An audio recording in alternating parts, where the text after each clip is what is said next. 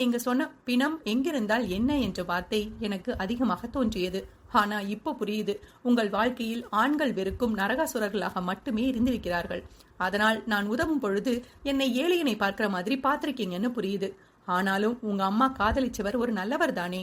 உங்களுக்கு தெரிந்த 3 ஆண்களும் கேவலமானவர்கள் என்பதால் எல்லோரும் அப்படி இருப்பார்கள்னு நினைக்காதீங்க. நானே இந்த அளவு மோசமான ஆண்களை பற்றி கேள்விப்பட்டதில்லை.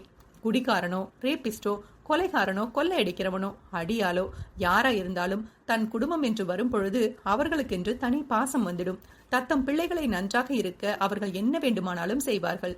ஆனால் முருகானந்தம், ஹரீஷ், பிரசாத் மாதிரி ஆட்கள் இருக்கிறார்களா என்று யோசித்து பார்க்கவே பயங்கரமா இருக்கு.